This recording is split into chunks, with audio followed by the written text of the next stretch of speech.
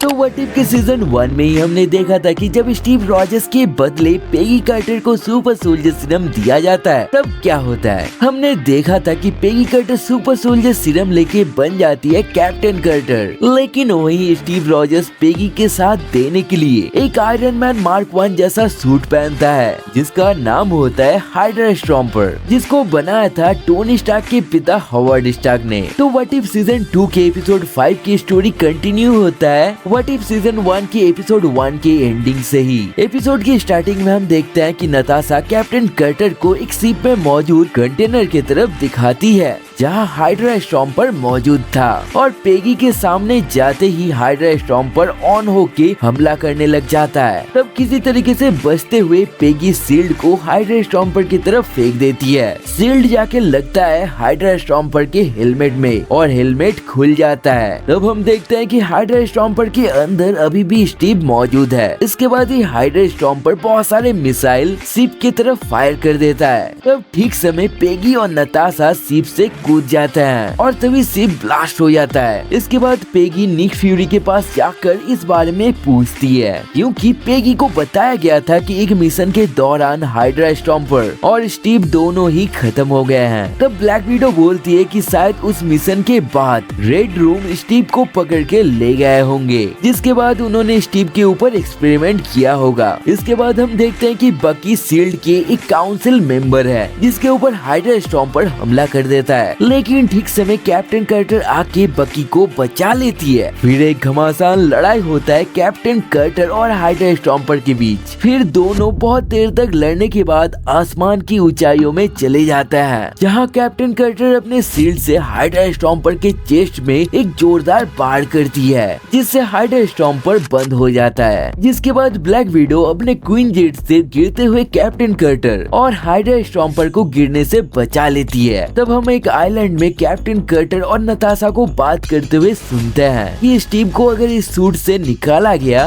तो स्टीव मर भी सकता है। अभी एक ही उपाय है कि रेड रूम में जाकर फिर से स्टीव को ठीक किया जाए, लेकिन रेड रूम के लोकेशन किसी को भी पता नहीं होता है। उसी समय स्टीव रॉजर्स जाग जाता है और बोलता है कि मुझे रेड रूम का लोकेशन पता है। तब हम देखते हैं कि हाइड्रा स्टॉम्पर उन्हें एक जगह लेके जाता है जहाँ बहुत सारे घर बना हुआ है, लेकिन उन घरों में इंसान नहीं बल्कि रोबोट्स रहते हैं। और इसके बाद जैसे ही कैप्टन कार्टर और स्टीव थोड़ा सा नजदीक आने लगते हैं तभी एक बीडो बाइट पेगी के गले में आ लगता है। तब हम देखते हैं कि सभी रोबोट्स अपने हाथों से बीडो बाइट शूट कर रहे हैं। इसके बाद ही कैप्टन कार्टर हाइड्रा स्टॉम्पर और ब्लैक विडो उन रोबोट से लड़ने लगता है। सुपर सोल्जर होने की वजह से कैप्टन कार्टर के ऊपर बीडो बाइट का कोई भी असर नहीं होता है, लेकिन वही ब्लैक विडो एक इंसान होने की वजह से उसके ऊपर बीडो बाइट्स का बहुत ज्यादा असर हो जाता है। इसी दौरान हाइड्रा स्टॉम्पर ऑफ हो जाता है। तब पेगी हाइड्रा स्टॉम्पर के पास जाने लगती है, लेकिन उसी समय कुछ ज्यादा ही बीडो बाइट्स पेगी को लग जाता है जिससे पेगी के भी शरीर में बीडो बाइट्स की असर होने लगता है। तब कैप्टन कार्टर जमीन में गिर के आसमान में देखती है रेड रूम को। फिर हमें पता चलता है कि इन सभी कांड के पीछे मेलिना के हाथ है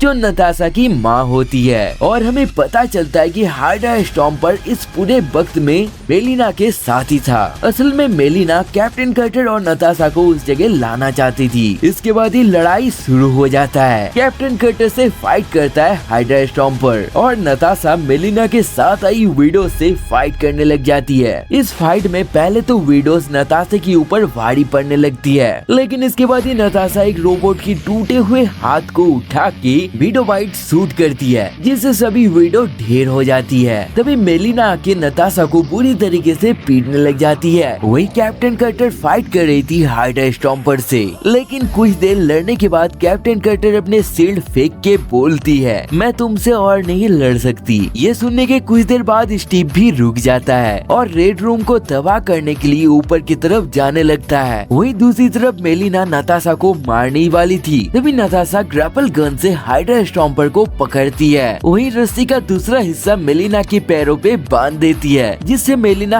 स्पाइडर स्टॉम्पर के साथ रेड रूम से टकरा के खत्म हो जाती है। इसके बाद नताशा और कैप्टन कार्टर किसी तरीके से उस जगह से बच के निकल जाते हैं। इसके बाद हम नताशा और पेगी को बात करते हुए देखते हैं। तभी कैप्टन कार्टर के नीचे एक रेड कलर का पोर्टल ओपन होता है, जिससे कैप्टन कार्टर कहीं चली जाती है। इसके बाद कैप्टन कार्टर के सामने हम निक फ्यूरी के एक वेरिएंट और मेरी प्यारी वांडा के एक वेरिएंट को देखते हैं। तब कैप्टन कार्टर बोल के चिल्लाने लगती है और इसी के साथ ये एपिसोड भी एंड हो जाता है। दोस्तों, मुझे इस एपिसोड का एंडिंग बहुत ही ज्यादा मजेदार लगा और मुझे देखना है कि आगे होने क्या वाला है। दोस्तों, स्क्रीन में व्हाट इफ सीजन 2 के प्लेलिस्ट आ रहा है और साथ ही कुछ और भी वीडियोस आ रहे हैं। आप उनमें से किसी एक को क्लिक करके देख सकते हो। और दोस्तों, हर दिन व्हाट इफ सीजन 2 के एपिसोड आएंगे, इसलिए अगर आप लोग एक्सप्लेनेशन देखना चाहते हो तो अभी के अभी चैनल को सब्सक्राइब करके वीडियो को लाइक कर दो। तो मैं मिलता हूँ आपसे और मजेदार वीडियो के साथ, तब तक के लिए बाय बाय।